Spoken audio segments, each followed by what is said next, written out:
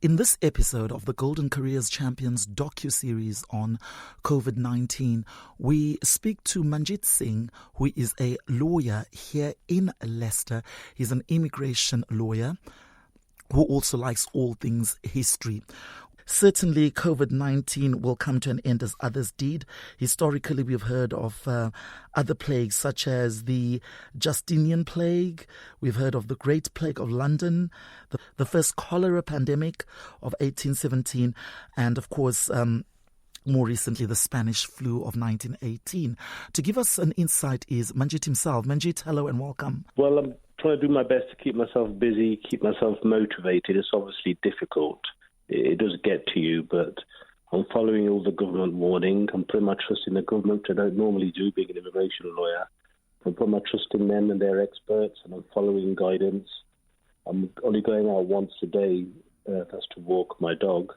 I'm thinking of not going out tomorrow because it's going to be really hot. A lot of people out, I think, and I'm going to heed government warning and try to stay in order. I understand it's going to be a nice day. I'll stay in the garden. I'm doing a bit of gardening now. Now, you based on London Road in Leicester and have been practicing immigration law for years. Obviously haven't seen anything quite like this. Never. The Home Office have been quite slow to react to this because we've had to go to court until very recently to do immigration cases. And also many people are uncertain about applying for further permission to remain in the country. A lot of people are losing their jobs. They won't be able to financially qualify. People can't get access to lawyers.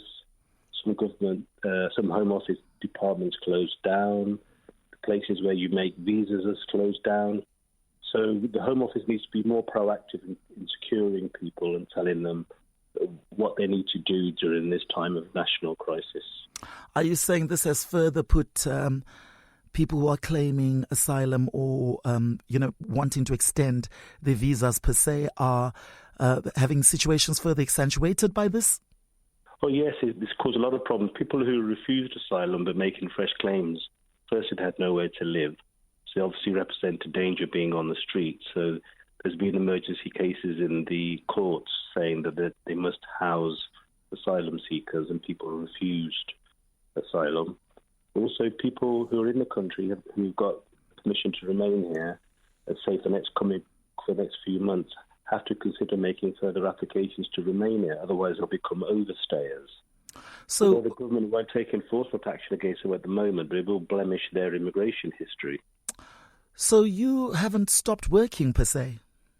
No, we've gone down to skeleton staff. We're maintaining telephone calls 4 days a week, during restricted hours. And with just two of us are going in, and we're keeping, we're quite apart in the office, so we're keeping very safe. Just go to the office and come back home. So we have to, because our customers need reassurance, and we're still having to make some applications for people. Speaking of reassurance, medics, nurses, doctors have had their visas extended. Those from abroad have had their visas extended for a further year. I think that's fantastic. It's obviously necessary. The one thing that will come out of this is the great thing, the National Health Service. That's the greatest thing about the UK is the National Health Service and the people who work in it. Got to pay tribute to them.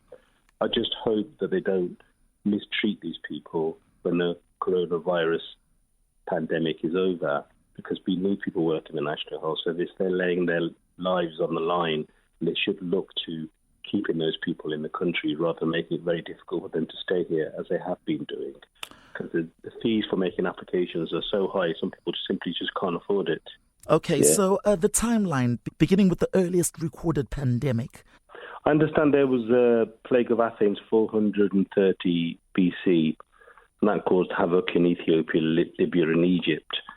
It appeared to have killed 2/3 of the population of Athens. That came to an end. And there's been other plagues since then. Right. Right up to the ones that we probably know more about is in 1350, the Black Death, which killed about 1/3 of the world's population. Tell me a bit more about the Black Death. Right. Well, it entered from Sicily and spread throughout Europe, killing millions of people. But again, that came to an end as well. And then we go to 17th century in the Great Plague of London, which led to the death of 20% of London's population.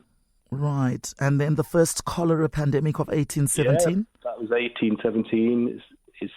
They said it came from Russia. It spread throughout Europe, killed 1 million people. So a lot of people died. And the Russian flu of 1889 moved from Russia to Europe, America and Africa and killed 360,000 people. And that came to an end? That came to an end. They all come to an end. And hopefully this will come to an end and we'll get a vaccine for it and be better prepared for it in case it's about to reoccur. Manjit, tell me a bit more about the 1918 Spanish flu. Right, the 1980 Spanish flu. It's called the Spanish flu, but it didn't actually emanate from Spain. I think they call it the Spanish flu because the King of Spain died from it. That was another unprecedented pandemic. It killed approximately 50 million people. It spread like wildfire from Europe to the United States and parts of Asia. It shut down all economic markets, entertainment industries, places of worship, schools, the transportation system, and crumbled the world economy. But thankfully, by summer 1919, it had disappeared. My compatriots in the UK would be, please follow government advice and keep yourself motivated, keep yourself busy, and don't break the rules, and we'll all get through this together. And finally, legally, in the legal field, immigration, what are your hopes at this time going forward? Well, I hope that everybody who's not been able to apply to remain here, people who've lost their jobs so they can't apply the next couple of months, I hope the government makes allowances for them because this is unprecedented. People have lost their jobs, they've got no funding. They also relax the rules so people who can't afford to apply can apply, and that we don't return to the hostile environment. Because one thing this has taught us is that we're all in this together. We've all got to protect ourselves, and we've all got to get the economy back on its feet when we come out of this. And we need people working, earning paying national insurance and contributing to the economy to rebuild our society again. And for those frequently asked questions to do with immigration, are you reachable and what email address is it? Yes, we are reachable. We could be phoned between 10 and 1, 2 till 4, Monday to Thursday. Outside that, we have an answer phone, 016 255 2110. And I'm available on email. My email is ms, my initials Manjit Sigh, @one, that's ONE, immigration.org.